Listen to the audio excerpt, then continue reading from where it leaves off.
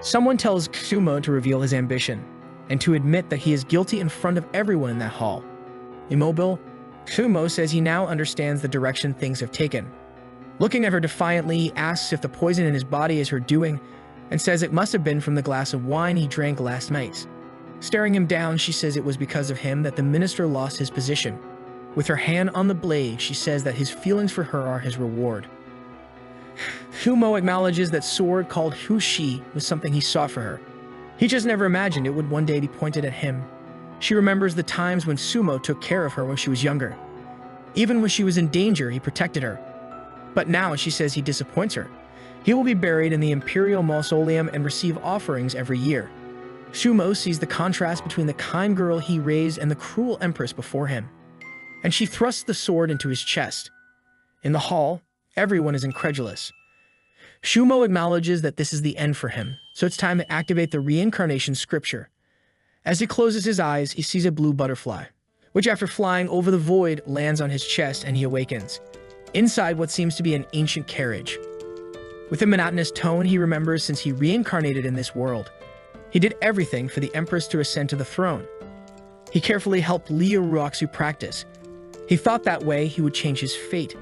But now enough is enough, he won't make the same mistakes. Suddenly someone pulls a curtain and asks if he needs anything. He says he's okay, and the guy says it will take half an hour to reach the orphanage. Sumo remembers it was in this orphanage that he first met Leo Ruoxu, so he tells the guy it's alright and tells them to continue. He knows that at this moment, Ruoxu is still a helpless orphan, but this time he won't train her. Meanwhile, at the orphanage, several children are preparing for his arrival. At that moment, Leo Ruoxu also returned to the past. With her hands on her head, she remembers a memory. The empire was in flames with everyone fleeing. She was sitting on the throne, while the guys around her said she should be careful, since she was the hope of that place. But Ruoxu said she was waiting for someone. Suddenly, a window broke and someone entered the room. The Empress's subjects ordered the witch to leave that place. She smiled, saying they were very loyal, and suddenly their heads exploded. The witch said there was finally no one to stop her, and asked how Ruoxu was. With her hand on the throne, Ruoxu was already trembling, while saying that she really had appeared. Cao Yang, my friend, welcome to the work and congratulations. Cao Yang tells her it was unexpected for her to be taken from the orphanage, and to have lived as an empress in wealth while she starved. With her hand on her chin, she says that even so, she lost. And does she happen to want to know the reason? Ruoxu removes her hand and asks why. Cao Yang approaches and says it was because she killed Sumo. Pulling out the sword, she explains it was impossible to invade this dynasty with Sumo here. Ruoxu is about to ask what she should have done, when suddenly the sword embeds in the mountain. I don't know if it's long enough to reach the bottom, but she can try. Looking down from above, the witch says she got drunk on power and killed Sumo without remorse, so she doesn't deserve to be called Empress. Falls to the side, realizing it was all her fault. If she could go back in time, she would be different with Sumo. And with that, she loses consciousness. That's when suddenly she woke up back at the orphanage, with the child asking if she was okay. She said she was okay, so the child told her to change clothes. Since some nobles were coming, Ruoxu remembered right away. This was the day Sumo adopted her. She feels happy thinking she will finally be able to meet him again and now do the right things. The orphanage guy tells everyone to change and go quickly. In the orphanage courtyard, several children are playing. One of them has white hair and seems impressed with everything. However, the orphanage owner asks why she, Cao Yang, is outside, the same name as the witch from before. Embarrassed, she apologizes, saying she will hide from the nobles. But she becomes sad, saying she also wanted to see who it was. With the children already organized, someone asks to see them all.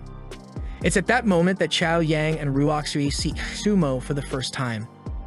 Steam Ruoxu, Sumo already thinks that in this life they will have no bond, while Ruoxu is anxious because he finally appeared. The vendor announces that they tested the bones of all the children and their level is well above normal. To be adopted as slaves or for anything else, they are perfect. He then approaches Sumo and says one of the children has a very good bone structure. Pointing in Ruoxu's direction, Sumo looks at her, who clearly has a disdainful expression. The vendor warns that her price is a little higher. Sumo says money is not a problem, and he notices that the girl with white hair has a similar aura to the witches. Pointing, he asks who she is. The vendor says she's Cao Yang, the worst they have. Her bones are extremely weak. Then he yells at her, telling her to disappear from in front of the nobles. Sumo wonders what the course of history would be if he took her. She's biting her lip and crying, and Sumo recognizes that it's really her. Suddenly, she lifts her head with tears, stands up, and runs towards him, embracing him. She begs to be taken away from there. She promises to work hard for him for the rest of her life. Suddenly, the vendor grabs her by the hair and pulls her back. But Sumo tells him to stop. The merchant lets her go, and she stands up again and begs Sumo to take her away once more. He asks if she really wants to be taken. Trembling, she says yes. He asks if she's sure she would do anything for him. She says that as long as the young master takes her away, she's willing to do anything for him. Sumo smiles at that, while in the background, Ruoxui is disbelieving. She can't understand what's happening. The story wasn't supposed to take this turn. She should have been chosen by Sumo. He must have made some mistake. That made her world shatter. The vendor is also disbelieving because he carefully chose Ruoxui. He then asks the Marquis if he will only take one child. Sumo is already leaving with Chao Yang. He turns around and asks if he has anything else to say. The vendor again mentions Ruoxui, saying she's the greatest talent there. Sumo asks if he really wants to impose something on him. The vendor is startled, trembling, saying that this inferior being wouldn't dare do such a thing. When suddenly Ruoxui runs towards him, calling for him. She grabs his cloak and begs to be taken too. The vendor tells her not to do that and to stop being stupid. Ruoxui grabs his cloak, squeezing tightly, while the vendor tells both of them to stop bothering the Marquis, and Ruoxui feels relieved. He grabs her arm and she smiles, finally going to be taken by the Marquis, but he throws her to the ground. She falls, disbelieving, wanting to know what he did. Sumo smiles because after 100 years, she hasn't changed her nature. With that, forming a crack in Ruoxui's expectations, he leaves saying he will only take Chao Yang. While Ruoxui wonders how things ended up like this, suddenly, the vendor tells Sumo to wait. If he wants to take only Chao Yang, it will cost 200 more rocks. Sumo laughs at this and asks how he dares to ask for spiritual rocks from him. He asks what will happen if he doesn't pay, and the vendor says he won't leave so easily. He orders some ninjas to attack Sumo from behind and asks if he's sure he can really do anything against him. In an instant, both are struck in the chest. With a single hand movement, they are already on the ground, while another part of the group comes to attack Sumo. The vendor tries to take advantage of the distraction to run away. Sumo says he leaves things to Mr. Wine. The bandits are all scared and beams of light cut through the sky. Fallen on the ground, the vendor begs to be spared. He kneels, saying he would give all the spiritual rocks and any treasure Sumo wants. However, he is thinking since Sumo is interested in the girl, he just needs to take her as a hostage. He then quickly gets up and goes in her direction. At the moment he is about to grab her, his arm flies off. Seeing his arm torn off, he is disbelieving while Sumo is just staring at him on the ground. Sumo warns Chao Yang that from now on only he can kill her, and she gets excited about it. A sword appears and Sumo orders her to kill him. She hesitates, but Sumo says he knows she must be suffering because of him constantly. She remembers when she was eating and he would knock her food down because she was weak. She was beaten just for not kneeling when she saw him. Facing the sword, she hesitates but is really going to kill someone. Sumo says what happens in this orphanage is terrible. Moving forward and taking his life is understandable. The merchant is begging her to let him go, but she is advancing towards him. He keeps begging, saying she would have died if it weren't for him. Like Vegeta, she says he is a miserable person who said she should have been killed. He says he will never forgive her, but he already had one leg cut off. He starts begging her to kill him quickly instead of just chopping off his limbs, but she is cruel and cuts off another arm. She continues to strike in every possible way so that he doesn't die until after a while. Sumo says he is already dead, good job. She tells Sumo that she obeyed the young master's orders, and he warns her that anyone who harms her now will die. The carriage guy asks what they should do with the other orphans, and Sumo tells him to give them some money and let them go. Ruoxui, seeing the two from afar, begs him to wait. She knows she can't stay here. She has to find a place soon to improve her strength. In the carriage, he asks Chao Yang if she's hungry, and she says she's not. But her stomach growls, and she says maybe a little. He sets up a banquet from his dimensional ring's table, and she's impressed. She starts eating, and Sumo warns her that he will have to restrain her body. Once the restriction is established, she will never be able to disobey his orders again. He approaches and says he will give her one more chance to leave and forget the past. But excited, she says she has made her decision and won't turn back. He then puts his hand on her head and tells her to relax and not give up. She feels as if chains are being passed through her body and the contract is finalized. She is scared when Sumo asks her to strike him. Just the thought of doing so causes her chest to ache. Sumo warns that this is the effect of the restriction. Any kind of thought against him will cause pain. The carriage guy then announces they have arrived at the mansion. Shumo tells them to arrange a room for her and take her to bathe. The helper then calls her and starts showing her the mansion. She's impressed with everything around her, and then he shows her the room that will be hers. Her eyes shine and she thinks she doesn't deserve so much, so she runs out saying she can't stay there. Embarrassed, she says it's better to live in a more compatible place for her. But the helper informs her that this was the Marquis's choice, so she can't go against it. Still somewhat embarrassed, the guy leaves, saying she should change clothes and they'll take her to eat. She thinks the young master is being too good to her. Sumo walks through the city thinking that maybe that item wasn't bought. A boy nearby argues with the vendor, saying the jade pendant he wants to sell isn't worth even 20 spiritual rocks. The vendor says 20 rocks don't cover the cost he had to obtain it. He wants at least 50. The boy insists he'll pay 30, but the vendor still finds it too little. Suddenly, someone offers 100 spiritual rocks. The vendor is shocked, and Tatsumo immediately puts the rocks on the table, asking if that's an acceptable price. Seeing it's the Marquis, the vendor wants to increase the price, but Sumo threatens him, and with that, he agrees to sell. The boy next to him insists he saw it first, but Sumo just takes it from the vendor's hand, thinking he's still ahead of this boy. Linyi is the protagonist of this novel. He's an orphan who can detect spiritual objects. He embarks on a journey where he finds this pendant and manages to strengthen himself, changing his life. But now Sumo is already leaving, saying they won't cross paths again. As Linyi gets up, he's sure that pendant is something he's never seen before. It's a treasure. One day, this Marquis will pay for what he did. On the horizon, he sees a beam of light. He says maybe it's another great opportunity besides the jade pendant. Sumo is in a kiss with a glow in his hand. The jade with a blue aura is breaking. From it, two lights emerge, a scroll and the gold ring. The scroll is the key to the spirit of the cloud. Using it, one can become very strong, even reaching the celestial realm. They say in that place there are great opportunities for growth left by the immortals, and the ring is the key to that secret place. In this life, Tatsumo will monopolize all of this. He returns home and the butler greets him, saying he took the little girl to the third room in the east wing. Shumo says he'll go get her then. He arrives at the location and the maids greet him. In Chao Yang's room, the maids are giving her a bath, and she's apologizing for them doing that. They say it's no problem and leave the room. In the bathtub, she thinks it's the first time in her life she's had a bath like this. Suddenly, the Marquis is at the door. She feels embarrassed, wanting to grab her clothes and can't enter.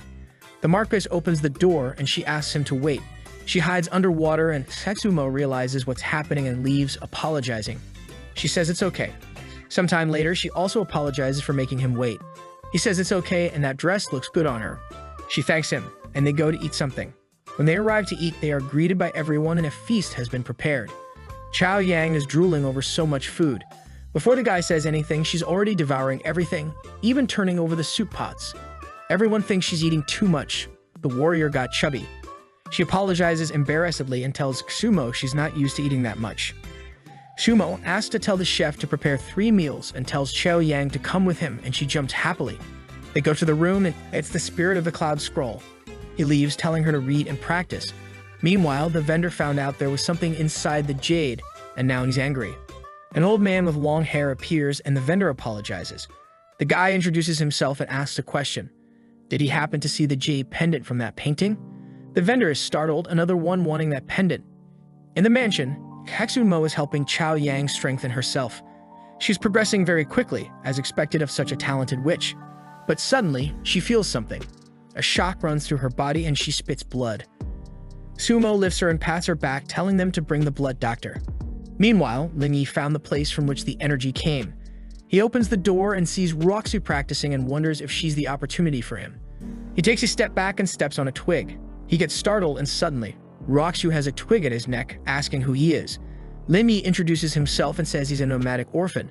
Hearing that name, Roxu wonders if it's the same person. There, Roxu remembers the time someone with that same name appeared, saying he would deliver all the treasures of the world to her. But Sumo told her to refuse that guy. If he really can find treasures, it will help her improve her cultivation. She then lets him fall to the ground and asks if he wants to travel with her for a while. Linyi is somewhat confused, saying it's sudden, but she's already leaving. The doctor tells Sumo that Chao Yang has a condition called celestial feather body, and she's deteriorating. He says he can prepare a medicine to alleviate the symptoms, but she will suffer greatly during the treatment. He leaves, saying it's a temporary solution. The only way to resolve this is by obtaining the jade-colored herb to cure this disease. The doctor leaves and Sumo thanks him. Chao Yang heard everything he said. She gets up, saying she'll strive in training and doesn't need to worry. Sumo warns her she'll suffer great pains, but she says she's not afraid. He then leaves the room saying they will travel tomorrow, and he hopes she keeps her promise. He takes a bag of herbs and says it will help alleviate her pain. Happily, she thanks him. That night in Chao Yang's room, she looked at the herbs, all happy she had received a gift from him. She knew she couldn't waste time. She resumed practicing and began to feel the pain he talked about. The next day, when Sumo went to the dining room, she was already there eating a lot as usual. Sumo warned her to be careful not to vomit as they were leaving. With a jump, he flew away from the mansion.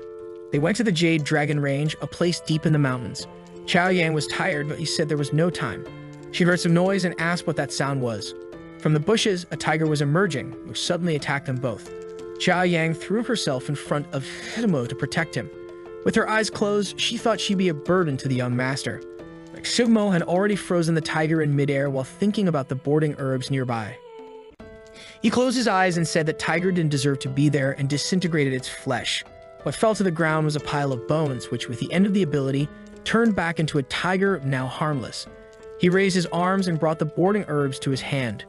With the harvest done, he told Chao Yang they would go to a cave. There they made a barbecue with the tiger. She was about to eat, saying it was delicious, when Sumo told her to control her breathing. She got scared, and when she looked outside, she saw someone coming and asked who it was. Sumo warned they were sect members, which was very strange. He said he didn't know what they were planning, but if they interfered with the plans, they would have to die. Nearby, Ruoxu was confused as to why there were so many people in that forest. Linyi pointed in a direction, saying he saw traces of a battle. Both were confused. All the spiritual items were being taken before they arrived. She wondered if it was the sect or Hexumo's doing. Then she ran, thinking the only chance now was to find the alchemy furnace and start making elixirs. She told Linyi if he was scared, he should stay behind. He tried to say the night was dangerous, but she was already far away. In that same cave the next day, Chao Yang woke up. After practicing, she passed out. Touching her forehead, Sumo said he was impressed with how quickly she was evolving, considering her condition, and she was happy with the compliments, but he warned her to be careful. Her body wouldn't withstand all this pressure. But she said she just wanted to be able to help the young master. With that, he began to leave the caves, saying they had to disappear from there as soon as possible. He handed her a medicine, saying she should use it to alleviate the pain in the next training. Once again, she was grateful. Sumo was already ahead, saying not to stand still and to keep up. They were in the dense forest looking for the furnace. Sumo told her to be careful because the jade serpent protected it. From afar, they saw an explosion and already knew someone was there. Sumo approached and was surprised. It was Linyi fighting the jade serpent, which had just taken a blow. From the ground, Linyi told something to come out soon. Seeing the serpent's attack, he realized he would have to face it. It opened its mouth and Linyi jumped to kill it. But Sumo shouted from afar that he was an idiot. The boy was sure this time the creature would die. However, he got a shock. Just as he was about to attack, the dragon recoiled and hit him hard with its tail. He was thrown against a tree, hitting his back, and started spitting blood. The serpent approached him lying on the rocks, thinking it was the end. When suddenly, Sumo appeared in front of him. The serpent attacked him, but Sumo said it was their destiny to meet. But now he would take this core. The serpent began to cast a spell, and Linyi was impressed that she could use spiritual power. An explosion swept through the forest. The serpent was confident, but in the midst of the smoke, Sumo was unscathed. The monster and Linyi were incredulous, and Sumo began to approach her. But at that moment, she turned and went in another direction. He called Chao Yang's name, saying she would do her part. A barrier appeared in front of the serpent, which protected herself from the attack and counterattacked. Chao Yang realized there was no way to escape, and the snake was about to bite her. But suddenly, a spiritual hand held the snake in place. Sumo closed his hand, commanding it to die, and with that, it was shattered.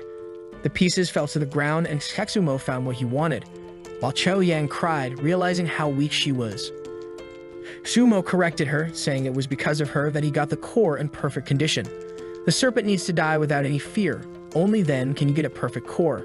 As she died attacking Chao Yang, she died without fear. He applied ointment to her legs, saying she did a great job, and with that, he told them to go. She was happy. It was the first time she had been praised. Linyi recognized that it was the same Marcus as before. But what was this guy doing there? Does he know the secret of the furnace? He starts to leave, thinking he can't be caught by him.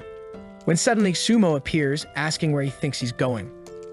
Awkwardly, Linyi says nowhere. He's very calm. Sumo asks if he's alone. Reluctantly, he says he stayed behind for someone. Sumo turns, asking if he saw any cultivators. Lin Yi says yes, they went one way and the tip the other.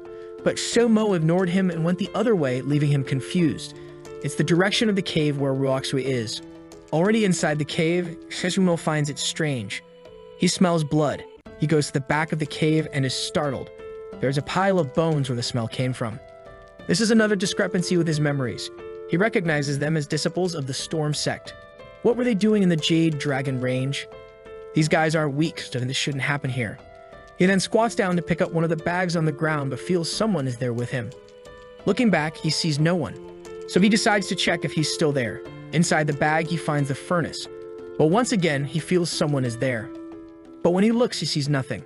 He decides to see if someone is hiding. But suddenly, a scream from outside asks to be freed. Sumo runs, recognizing it was Chao Yang's voice. Inside the cave, Ruoxui is hiding. She realized that Sumo is taking things and is sure that damned witch Chao Yang is making him work for her. She found everything she wanted in that cave. When suddenly Sumo appeared, she begins to wonder if he took the furnace too. Seeing one of the bags, she realizes he took it. She thought, saying now only trash is left. She will have to flee from there. Outside the cave, Chao Yang is cornered. A guy points at her, asking what she's doing there. She tries to leave but gets shocked by the prison. Then she says she has no idea what they're talking about. But the guys are sure because there are traces of who they're looking for in the cave she came out of. The guy points and says that there is the territory of the Jade Serpent and she is very weak. So what is she doing there? How did she survive? He grabs her by the neck and asks where the serpent is, threatening to sell her because she's pretty. She begs to be released, but he continues to threaten her, unaware that something has already passed over his arm. He lifts the stump of his arm and Chao Yang seizes the opportunity, grabbing the rest of his arm and tossing it away. They want to know who did this and demand they show themselves. Then Sumo appears in front of them and breaks the prison that Chao Yang is in. She apologizes for getting captured, but the guys call him despicable and move to attack, saying he'll die. One Sumo has his eyes closed. He pulls out 4 scrolls and says they're for Chao Yang. She prepares herself and the scrolls surround the guys, who realize they're restriction talismans. All the power they had is sealed and they're shocked. Meanwhile, in front of them, Chao Yang starts activating hers. She's confident and Sumo tells her to leave at least one alive. Drawing a spear, she says she understands, then leaps at them as they plead not to be killed. With a rather sinister smile, she cuts through them all until only Hong is left and she seems about to finish him off. But instead, she grabs him by the leg and takes him to Sumo, saying she's done. She throws the guy in front, who's foaming at the mouth, then enters and hands everything they were carrying over to Sumo. He says he can stay, he doesn't want him. In his left hand, he forms an energy ball and sends it into the guy's chest, who suddenly wakes up. Sumo says it's good, he answers and asks his name. The guy starts asking who he is and why he killed his comrades. He prays to Chao Yang, who agrees and summons her spear. Desperate, the guy kneels and introduces himself as a disciple of the Storm Sect. Sumo asks what they're doing there, and he says they're searching for the realm of the Cloud Spirit. Sumo is surprised to hear this and asks where he got this information. The guy says it was someone from the Green Vine sect. With that, Sumo throws him to the ground. Yuzu grabs his cloak, begging for his life, but the protagonist replies that it's a pity, but he needs to die. As he begs for mercy, he's burned by blue flames. After that, Sumo tells Chao Yang they're leaving and she agrees. From one of the trees, a hand emerges and Lin Yi falls to the ground. Yuzu appears and asks what this Cloud Spirit business is. She hits the rock angrily, telling him to get up quickly, and says they're going east to check what they're up to. Sumo lights a fire and prepares the furnace. Once it's lit, they just have to wait for the elixir to condense. While Chao Yang brings rabbits for them to eat, she says they might be close to the secret place since they're encountering so many people. Sumo says unfortunately he still doesn't have all the answers. Chao Yang says on her journey she heard some information. It seems there are 3 groups searching for this secret place, and in the future, the 3 leaders will personally come to the Jade Dragon Range. Sumo is shocked to hear that the 3 leaders will come. Chao Yang explains that the Vine sect was looking for a jewel. When they found out it had already been taken, their movement started. Sumo contemplates all this information and Chao Yang tells him to relax. The meal is ready. He realizes that the opportunity he stole from Lin Yi is causing a chain reaction. He says things are starting to make sense now while she eats. Finally, he feels hungry, saying it smells good, and she hands him some meat. The furnace makes a sound and they turn to see what it is. He approaches, saying they're Herbam pills. Upon opening one, smoke begins to emerge. He managed to produce exceptional pills and puts them away. He takes one out and gives it to Chao Yang, saying it's her reward. She is very happy and thanks him, and he says she needs to enhance her strength as quickly as possible to be of any use. It was a compliment and a jab at the same time. He lies down on the rock, saying she has 8 days. She should make good use of that time. She asks why, and he says that's when the entrance to the secret realm will open. Until then, she should practice. Immediately, she sits down and starts training, but then she starts snoring from hunger, right? Seeing him lying down, she goes to cook some more, saying she needs to train on a full stomach, while Sumo goes to sleep with a smile. In the eastern area of the Dragon Ridge, 3 groups gather. The 3 masters of each sect recognize it as the secret realm of the Cloud Spirit. The guy from Kavanhaki says that Old Tang really found something fascinating. He says it wasn't a big deal while they celebrate that it now belongs to the 3 sects. With the 3 forces together, there can be no failure. Tang says the treasures of the secret realm will be divided among them. In the cave, Chao Yang was sleeping and asks for how long. Sumo was also training. Then she decides to go out to look for something to eat. She sees something fleeing among the bushes and captures a black leopard. It turns to attack her, but the only thing she thinks is that it's delicious. A blue spiritual power hits it, throwing it against the tree. She says that's it for today. Back in the cave, she already prepared it, saying it's delicious. She notices Sumo is still practicing. She's getting a little worried he might miss the entrance time to the realm. However, she just watches him out of curiosity. A butterfly lands on his nose and she reflexively slaps it. But suddenly, she realizes she woke the young master up. She apologizes and Sumo gets up, saying it's time to go to the secret realm. At the entrance, the 3 groups are still there. Linyi is talking to Ruoxi, saying he doesn't believe they infiltrated. She steps on his foot, telling him to shut up. He then points, and she says the show is about to start. A constellation appears, and the leaders say it's finally complete. The 3 attack in that direction, and a golden lightning cuts through the sky. Chao Yang points to Sumo, who says they've already started, but he knows they don't have the key. He tells Chao Yang to hold on and heads in that direction. She's happy, but Sumo warns her they'll have to hurry. The 3 leaders continue concentrating their power in the same place. Suddenly, a golden dragon emerges from them and attacks the core. The blow creates a crack. Chao Yang points to Sumo, who says they're a bit late. She asks what they're going to do, and Sumo says they'll enter right after them. The 3 elders are suffering to keep that place open and conjure a talisman. With it positioned, the crack in the opening remains. Seeing that, Sumo realizes they invested a lot in it. Chao Yang is worried about them entering first, but Sumo says it's okay. The valuable treasures of that place are not obtained immediately. The elders begin ordering their disciples to enter, and the crowd heads for the treasure. Ruoxu elbows Linyi, saying through the look, and he follows her, suffering. She feels something and suddenly stops, and Linyi asks what happened. She says it's nothing and starts running again. In the sky, Sumo feels something, and Chao Yang asks what's wrong. He says it's nothing but wonders if it was his imagination. Then the elders will be the last to enter, confident they will seize great opportunities. When everyone enters, Sumo and Chao Yang approach. He touches the entrance, and she asks what they're going to do. He pulls the jade key from his pocket and touches the opening, telling her to hold on tight. Inside, Chao Yang is impressed with that place, but Sumo says they have to hurry to find the treasures before them. He grabs her, telling her this place has 9 layers and they need to find the entrance to the next one. Down below, the leaders are ordering all disciples to help search. Despite being in larger numbers, it won't be easy for them to find it. Sumo descends from the sky, hides behind a tree, and covers Chao Yang's mouth. Something then passes by them, and he tells her they'll have to get something first. They pass through the vegetation, and he opens a path, calling her. Upon entering, she comes face to face with a door. Sumo explains that all secret entrances are hidden like this. She says the person who created this thing is very evil. He opens the door and tells them to hurry. Inside, she is impressed. They come across a desert. She's scared, asking how they're going to enter a place like this. But Sumo grabs her hand and goes. Suddenly, a giant centipede appears in front of them. He tells her it's up to her. The centipede begins to prepare a spell, but 2 hands close it. After cultivating for 8 days with the furnace pills, Chao Yang is much stronger. Nearby, Linyi points, saying that's the direction. She hits him on the head, telling him to be more precise. She knows the immortal herb must be somewhere around there. Linyi asks how she knows that. She's about to say it's Sumo, which she remembers, blaming him again. She knows he must be out there with that damn witch Chao Yang. Linyi asks what's wrong, tears in his eyes. She says it's no use wasting time and tells him to keep going. But she gets a shock. The herb had already been taken. Meanwhile, Chao Yang had just defeated the centipede, and as a reward, Sumo gave her the herb. She asks if this isn't the rare herb he got on the first layer. He says yes, but he got many items so she can have it. She thanks him and eats it. While Roxy releases the ground, they're being outmaneuvered again. She starts to wonder if Tsumo is also in that place. Limmy is like a fool walking around, wanting to know what she's talking about. He pokes her face and she screams, asking what he's doing, if he wants to die. She jumps on him and starts beating him and asking for forgiveness. When she stops, he asks if she can please get off him.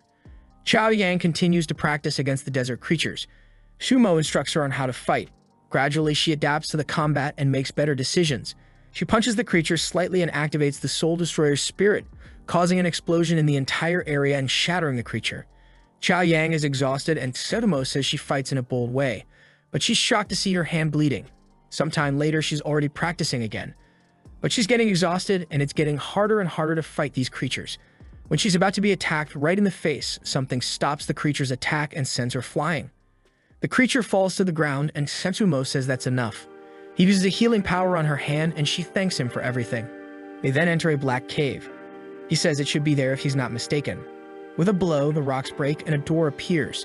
This is the third layer, the beautiful field with cherry blossoms. Chao Yang, as always, seems excited, while Sumo tells her to be quiet and stay focused. He warns her that the fragrance of that place is poisonous. She wants to know what it is, but Sumo just continues. He pulls a plant and warns her that it has a hallucinogenic fragrance. Chao Yang is impressed with so much knowledge, but is also starving. He says if that's the case, they'll go to the fourth layer to rest and eat something. At the entrance to the secret realm, the elders are angry. They haven't even found the passage to the second layer yet.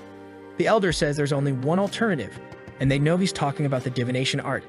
They say it's best not to do that because it consumes vital energy. The guy says it doesn't make sense to waste what would be a few years of life compared to opportunities in this realm. Ruoxi is facing a lion when suddenly her spear is cut. It attacks to bite her, and she has no way to defend herself. Suddenly, Linny appears and saves her, but the lion jumps to catch them both from behind. Linny has nothing to do, so he decides to protect her even if he dies. She sees a blade beside her and pulls it. And before the lion can eat him, she manages to hit it in the mouth. With that, the beast falls to the ground. While Linny keeps screaming he's going to die, Ruoxi wants to know how long he's going to stay on top of her. He apologizes unintentionally but then gets kicked in the balls. She asks if he found the passage, pointing in a direction, saying it's over there. She runs through the thicket and opens some place. Meanwhile, Ruoxi is happily cooking on the fourth layer. She asks Ruoxi if he wants a piece, but he's more concerned about the jade. Ruoxi says he remembers that gem. He got it on the second layer. He says it's a jade used to refine weapons and is extremely rare. It can turn a simple spiritual weapon into a treasure. Ruoxi says it's incredible and asks how he's going to use it.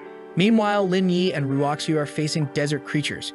She manages to land a sword strike on the creature's head and finishes it off. She says she didn't expect that. The second layer is indeed full of monsters. She notices Lin Yi asking and questions what's wrong. He says it's nothing and points in a direction, indicating that the spiritual power is coming from there. She wonders, could it be the door? Lin Yi says it's not the door. It must be the treasure or something similar. Suddenly, she runs off, saying there's no time. Meanwhile, Ruoxi and Chao Yang were training. Suddenly, Chao Yang feels something and coughs up blood. She gets angry. The last thing she wanted was to disappoint the young master, so she resumes training. Helping her, he realizes she indeed has extremely promising talent. Meanwhile, the elders are cursing. It's been 2 hours, and they haven't found the first entrance. They're cursing all the disciples, calling them useless. Tang then warns about divination. It would cost 10 years of life for each of them. They are frightened, and Tang says it might be even more since it's a secret realm. However, without hesitation, they begin using the power to find the passage. Divination shows the way, and they realize it's very secretive. Immediately, they notify all disciples to move to the second layer. Meanwhile, Chao Yang is waking up from cultivation, realizing that Sumo was assisting her. Suddenly, he gets up and says that since they're both awake, they must head to the fifth layer. However, her stomach is always growling. Lin Yi and Ruoxi are hiding in the desert. The place they want to go is blocked by the desert Largado. She remembers Sumo mentioning it to her and thinks he's always on her mind. Lin Yi asks what the problem is. She says that after the Largado is the Jade of Transformation. Lin Yi asks how she knows that, but she ignores him, saying they have to pass by it quickly. However, suddenly alarmed, he points there. Several beams of light head towards the mountaintop. It's the elders who use divination. Their arrival woke the dragon. They're startled, but Old Ten says the treasures are ahead. They just need to defeat that creature. With that, everyone draws their swords and goes forward. Lin Yi says they can't lose that, but Ruoxu pulls him away. He gets annoyed when they face each other, asking what she wants. But he gets kicked, and she says he's shameless. Down on the ground, he explains he's just afraid they'll get there before them. She says the desert largado shouldn't be underestimated. Meanwhile, Chao Yang is impressed. They just arrived at the next part, and she asks if there's anything to be careful of. Sumo just warns her not to stray from him. They hold hands and move forward. However, smoke starts covering everything, and she can't even see Sumo. She asks what's happening. He explains it's an enchanted mist. One wrong step, and you're trapped forever. There's only one way to escape in this place. Once again, he holds her hand and tells her not to stray. Then they walk in various directions within the mist until they finally reach a waterfall. Seeing the water falling into a cherished place, Chao Yang asks what it is. Sumo says it's the sacred sun fluid. Bathing in that lake prolongs one's longevity and increases one's power. In her case, it might even help stabilize her body. She's startled, saying she doesn't deserve such a thing. He can keep it all for himself. Sumo says it would be a waste to use it alone, especially since it makes no difference if one or two people use it. Meanwhile, the desert dragon is being immobilized by the elders. He's having difficulty because he's being attacked by many at once. Suddenly, he roars, pushing everyone away. Even from afar, Ruoxu and Lin Yi cough up blood. However, she smiles, saying the opportunity has finally come. She knows a technique that will block their presence. As the battle rages on at the hilltop, they sneak around from behind. Inside the cave, they find a treasure, a high-quality spiritual jade.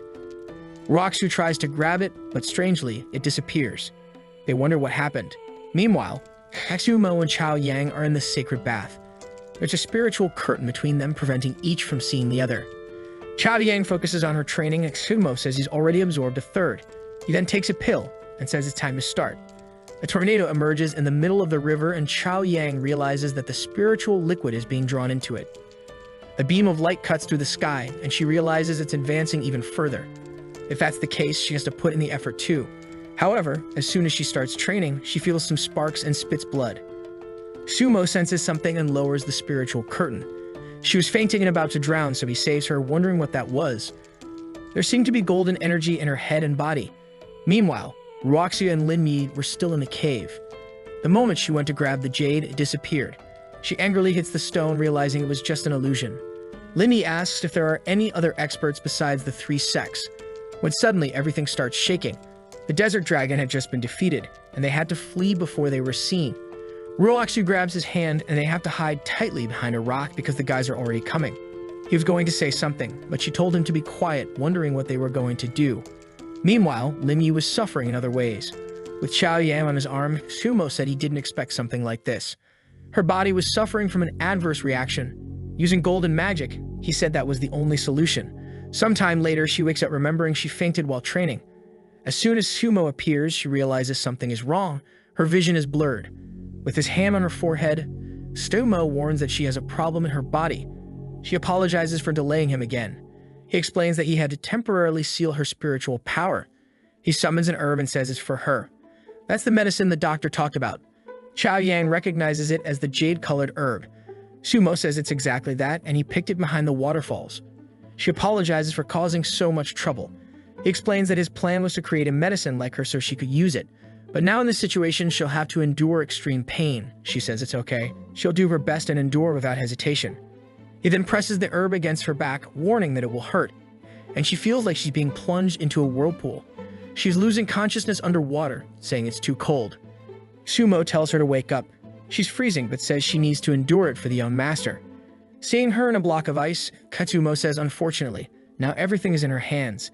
Meanwhile, the elders arrive in the cave and found nothing. They're going crazy. It doesn't make sense not to have treasure in that place. When suddenly one of the elders said that someone probably took advantage of the fight and came here to steal things. Since they came very quickly, the person must be here in the cave. One of the elders used an illumination technique, and Lin Yi and Sumo were startled. The golden aura began to spread throughout the room, when suddenly someone shouted that they had something urgent to say. One of the apostles warned that something urgent had happened. Meanwhile, the ice around Chao Yang was starting to crack, and Katsumo knew she was about to awaken. As soon as she opened her eyes, an explosion occurred. Sumo couldn't see clearly what it was. He turned away to see nothing and told her to use the rest of the sacred fluid. She stayed there bubbling while Sumo continued training. In the cave, the elders were informed that they had found the third layer. They were startled and began laughing, saying they had to take advantage since it was quick this time. The others wanted to resolve it in the cave, but they decided to go along. As soon as they left, fell from the ceiling. He celebrated while she told them to get off, punching him in the chin. He apologized and asked what they were going to do. She said they were going to follow them. Linyi said it was very dangerous. Soon they would realize that these clothes weren't theirs. Suddenly a claw fell on his face and undressed. He looked a lot and got slapped, being called a pervert. Meanwhile, the elders had just arrived in the 3rd layer. They commented that the resting area was on the 4th layer, while one of them said he recognized one of those flowers. The followers were picking the flowers, saying they were beautiful and they should take some. The elder was about to turn around and tell them to hurry to the 4th layer when suddenly he saw the 2 dead on the ground. People were all fighting each other, hitting one another, and the chief remembered that those flowers were hallucinogenic. Tang told everyone to cover their nose and mouth. However, suddenly one of the elders hit the other in the face. It was too late. They were already fighting each other. After beating themselves up, they decided to use the only thing that could save them there. Tang took a talisman that could remove any restriction and toxin. There was only one. The other elder grabbed it from his hand, saying not to be stingy. They needed to use it for the sake of the disciples.